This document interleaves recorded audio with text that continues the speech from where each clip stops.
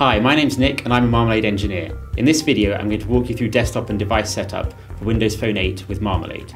To deploy to Windows Phone 8, you need a Windows 8 desktop machine, the Marmalade SDK version 6.3 or newer, and the Windows 8 Phone SDK. Building for Windows Phone 8 is slightly different to other platforms on Marmalade. Usually Marmalade uses its own toolchain, runs on PC and Mac, and just uses Xcode or Visual Studio as a front end.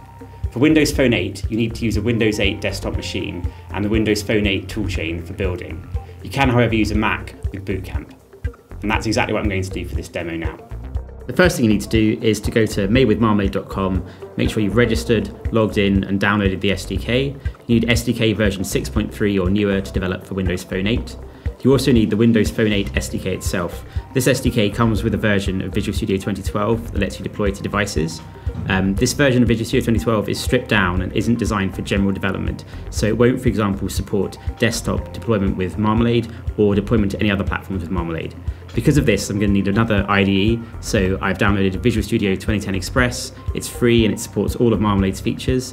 I've installed both of these already, and then apart from this, all I need is some Microsoft accounts. So you need a regular Microsoft account. This is what they used to call Windows Live, and you need a Microsoft Dev account. If you go to our docs here on the website, you can follow the link through and it'll take you to a Microsoft page that gives you all the details for signing up for their accounts. The developer account is paid, but if you have some tokens, it's free. So once you've signed up for those accounts and downloaded all of the tools, basically all you need to do is register the device. The nice thing with Windows Phone 8 is there's basically no faffing around with debug tokens, developer keys and that kind of stuff. You just have to run a simple tool and pick your device and set it as one of your devices for your developer account. So if I press the Windows key and then press Control Tab to get all of the apps, scroll to the end here and you can see Windows Phone Developer Registration. I've got my phone plugged in and I've unlocked the main title screen.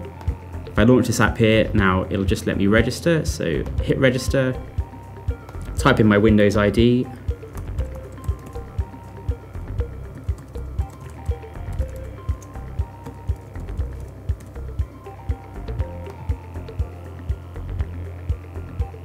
give it a second to detect the device,